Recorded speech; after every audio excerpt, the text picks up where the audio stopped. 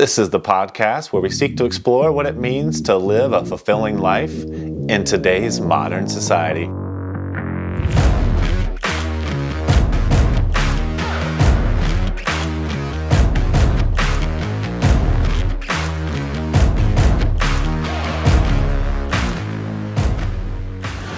So we're pretty much waiting for the client, Brandon. There's so many thoughts about purpose.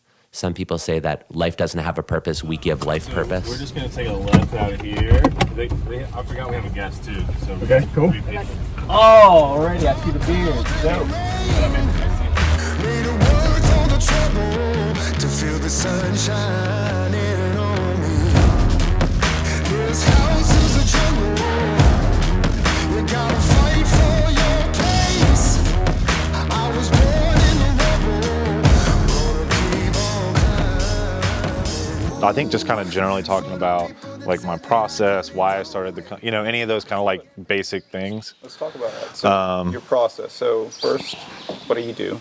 Yeah, so I am a digital marketer. I've been working for myself for several years. I started really getting interested in digital marketing 2017, 2018. Yeah, I really wanted to do the here because there's a lot of just like natural beauty that could be captured, but I think that the podcast, I really want to get some of the talking head stuff where like John and I are talking, because we'll probably buy all the footage from him anyway and then repurpose it for his business too. Okay. You can always hope.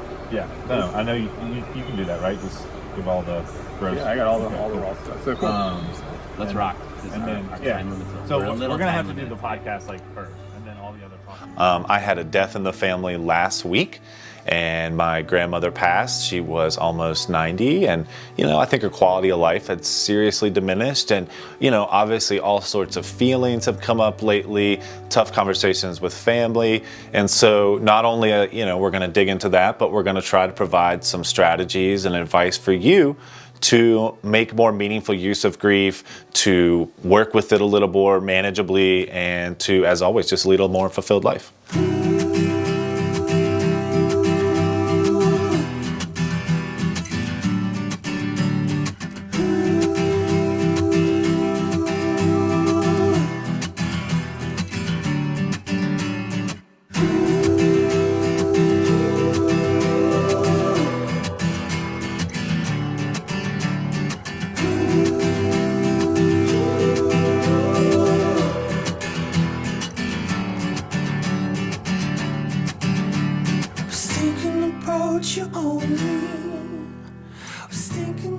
I'm curious, Brandon, has anyone ever said to you, hey, what's your purpose? Rather than implying purpose through action in the name of making money or achieving as a rock star or achieving with women? I don't think so. I think parents have definitely, there's been an implied, this is the purpose. Even in my own relationships with women or friends, if you really distill them down, there's a level of like exchange, or there's a level of need where, one person needs something from the other person, whether that's someone to talk to, someone to go ride bikes with, someone to go to the gym with. I think, there's always this kind of like quid pro quo in relationships, and purpose kind of becomes muddled in all that. Once I moved to Asheville, I found this really cool company, Franny's Pharmacy, was able to leverage a position with them, worked with them for a couple of, about a year and a half, I guess, helped them build out their brand, their website, the e-commerce business. We did a lot of out-of-the-box strategies with it being a CBD hemp company in kind of a restricted space. And I just fell in love with it. And when I had my daughter last year, I really realized that I was not able to travel as much as the job required. I lost my mom at 12, and I remember just like feeling like I was cheated, like one, she didn't have all this time with me, and two, I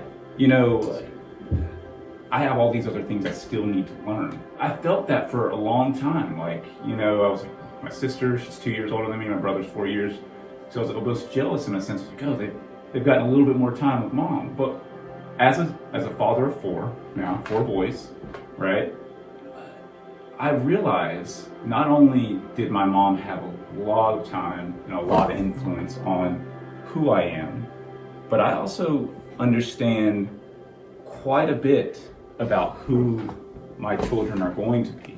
Like, you can see that from the very beginning.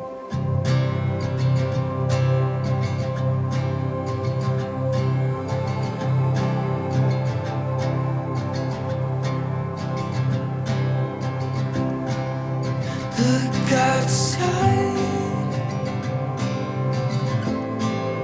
painted skies, here comes the light. It's in your eyes, and it pulls the ocean tides. Feel cold out now. You get to a certain place, you look around, all the boxes are checked. You can say, hey, I've got the house, I've got the car, I've got the wife, I've got the things that I was told to get. But hey, look around, like look above me. There's people that have more. And I'm never going to be satisfied if I just follow this rat race, right? If it's a matter of things, if it's a matter of, reaching a certain plateau or place, there's always going to be one step up. And if you are constantly chasing that, I think you find yourself frustrated. So at that point, I had an ownership role in the company. So I'm an owner in the franchising company, and since the beginning of 2020, I've been helping small business owners get their business off the ground. And what I really saw as a niche that was missing was, someone who'll scale with you, right? Like, I've got a great concept, it's killer, but I maybe don't have the traction yet to commit to a $3,000, $4,000, $5,000 a month digital marketing contract. We, like we've talked about before, are not given tools to access and tap into emotions. And when these emotions manifest and store themselves in us, we suffer. And whether that's through anger, whether that's through lashing out at a loved one, whether that's through drinking to excess, whether that's running to excess, whether that's, anything we do and lose ourselves, we've got to find ways to move it. And I'm super excited we have Josh on today, because I think Josh will hopefully provide a little perspective from his practice of how do we make that meaningful for the people left, right? So making space for them to speak to the great things about that person and to have their tears is big. We touched on this before, this storytelling piece, right? Like, I want to be able to sit down and tell those funny stories and not feel, sad. It's a missing piece of our culture right now. And I think, we've given so much of that storytelling ability to social media, to movies, to book, things that maybe are off the beaten path, or anyway, it takes away our own internal storytelling. And so I think some of that's lost right now. I think one of the things our culture promotes is to put on a happy face and tell a happy story, and not dive into some of the painful parts of knowing people, knowing our fathers, knowing our mothers. And I think in order to fully grieve them, we need to talk about them as whole beings, not as these caricatures of, oh, they were really nice to me and they're really sweet, but also the pain they brought up.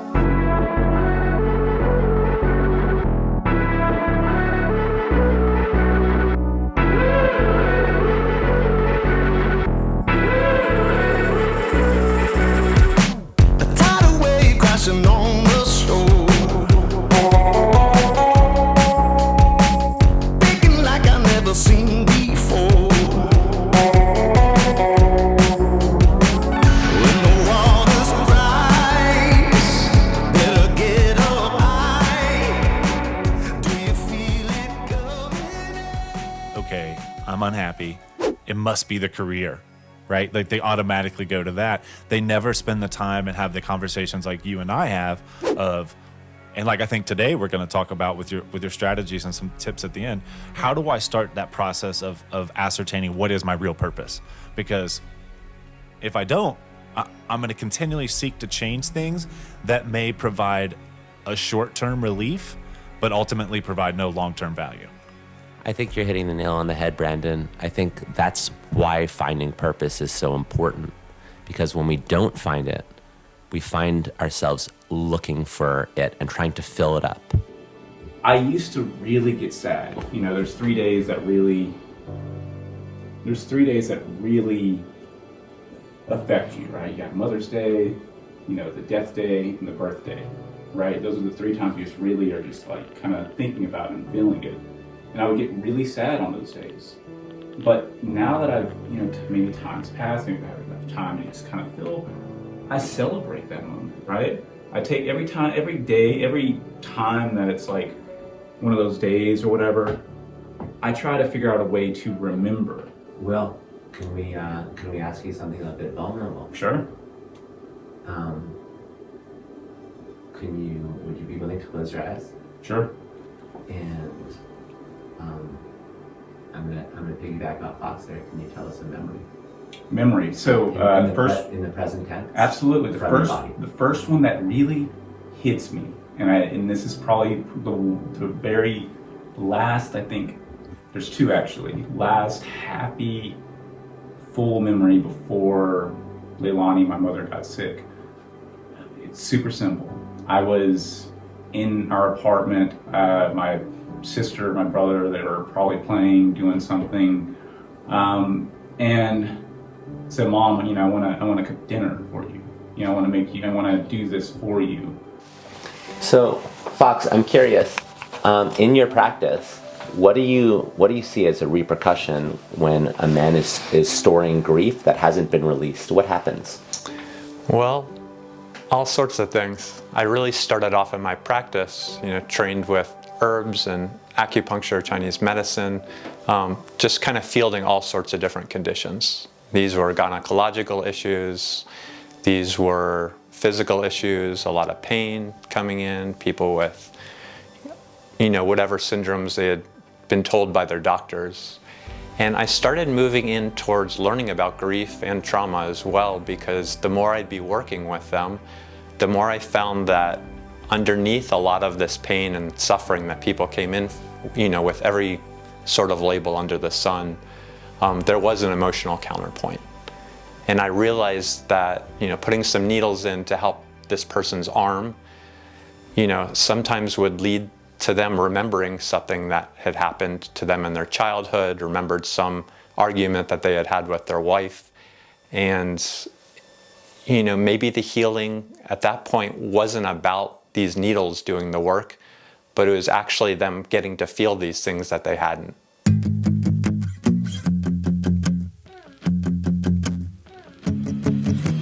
Sitting on the couch, nothing coming from your mouth. I'm gonna hyperventilate.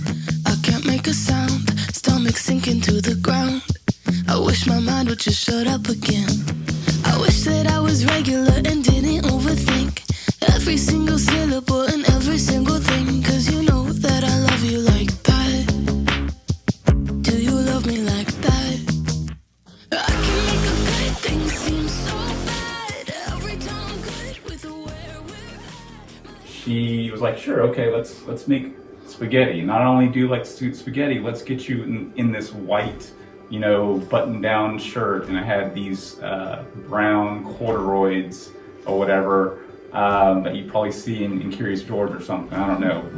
And I have this one photo. I see it. I look at it, and you can tell that at that time she was sick. But you can also tell with me holding this plate, her just there. You can tell that it was a very special moment for her. Or going deeper into their psyche. And I remember one patient in particular came in, he had chronic fatigue syndrome. He couldn't get up out of bed 6 out of 7 days. The doctors tried everything, they did every kind of scan, and we worked together. It started off with needles and herbs, and then week after week it was just talking about their relationship with their mother. And after about a month of discharge, a lot of tears, a lot of anger, a lot of emotions moving, they were back on their feet every day. They got out of bed, they were never exhausted again.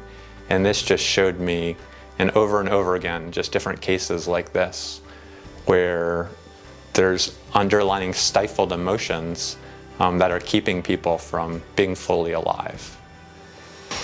And that's why this is so important. I've seen the same thing in my practice. Someone comes in and they want to achieve more and they want to do better and they want to lose weight or things like this, but under under their desires is usually some type of stuck emotion, and for men oftentimes it's sadness. And what I teach often in my practice is we all have some directions to go emotionally when we interpret a situation in reality. So we could go to when something happens to us, we can go to joy, we can go to fear, we can go to sadness, or we can go to anger. And many men from a very young age are told going to sad is bad news, makes you a weak man. And so we lose the ability to go to sadness, and we go to anger instead. And that going to anger has a big wear and tear on our system. And so a great many men, and I'm one of them, have had to relearn how to access this sadness again. And it was a harder journey than I thought. What's deeper than my ego layer of personality? What's deeper than people liking me and feeling really secure and feeling a sense of pride? What's even deeper? What's the driving force of not my ego, but my soul? And that's been really hard for me to come to grips with too, because I was raised by parents with similar expectations also. And so a lot of us are coming from that expectation type of background. And then to find meaning, we're going to have to go outside the box. And I want to ask you, what do you think can get you outside of this box of achievement? As a former small business owner, I saw. So I came into this business as like, okay, I'm going to approach it from the ground up. I'm going to choose my projects carefully. I'm looking for projects that change things, right? Like, I'm working with the CBD hemp companies for obvious reasons. I have a background, but I also think they're providing a much needed service of plant medicine to people. I'm working with a storage container company. Affordable housing, in Asheville and everywhere is a struggle. And so helping that company get off the ground, helping them build the affordable houses, but then getting that out, right? Like getting that word out is important to them. But I find a mission in that I can be proud of.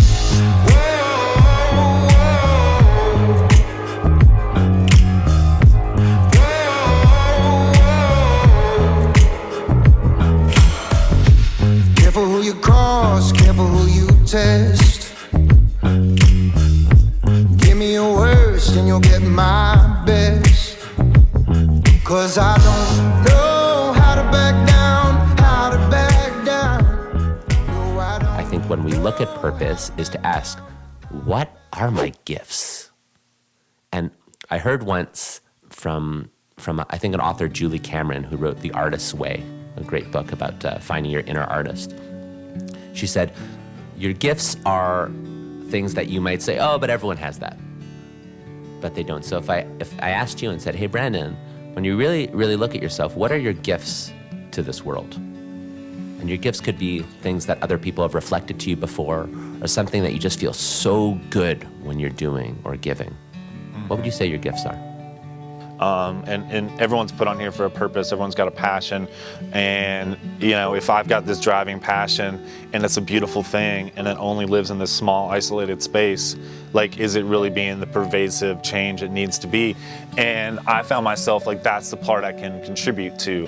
I'm not the best with graphic design. I'm not the best with, sitting down and like, you're doing, making a video, or those aren't all my skill sets. So, what can I bring to the table? And a lot of high-level strategy, and so yeah, I've found a lot of passion with that. It obviously allows me to be flexible, so that to meet the needs of my family. And I guess what I'm struggling with too is how to take the sadness for the past one, right? Like my grandmother had been sick for a while.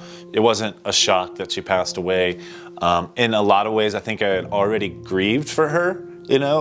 She wasn't the person I grew up with. She wasn't that loving, I really tried to hold on to that memory, especially at the end when you see so much of this struggle to do the basic things anymore.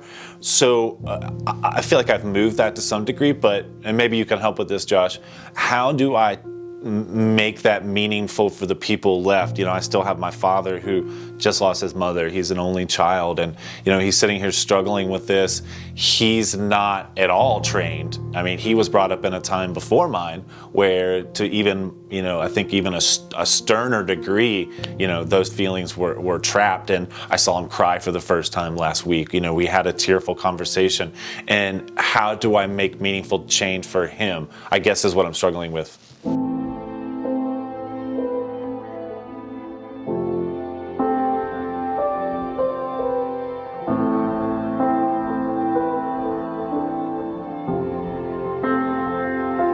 There's always a little bit wrong on the other side of right. We become blinded and drawn like a moth to a light. It's a desert oasis, a shadow box fight. There's always a little bit wrong on the other side of right. No, it's not what it seems. Oh, this demon's down deep. There is a dark side, a dark side. There is a dark side. These myths of like, just buckle down and get through it. This myth of we got to pull ourselves together so we can be strong for everybody else. And it's kind of just absolutely backwards from what needs to happen. The second one is when she found out she had to, get chemo, right?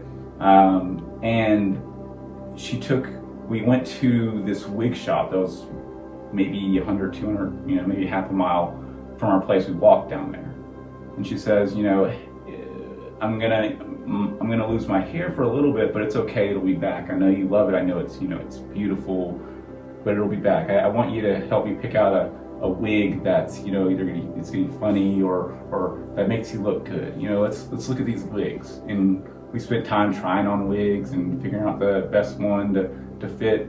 And I remember that being like those two as the powerful moments before things kind of went downhill and everything else. But that's the power of story. That's the power of photos. That's the power of what we have right here. We can go back and we can be in that moment. And thank you for asking me to close my eyes and talk and be present versus past tense versus whatever future tense. It does bring much more power to it.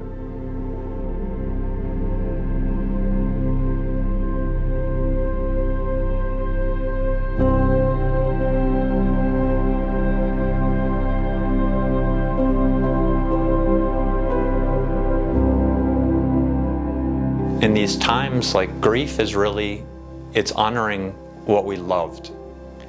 And to really be able to love and praise it is to really feel those emotions that aren't always comfortable to be around, that are rarely comfortable to have yourself.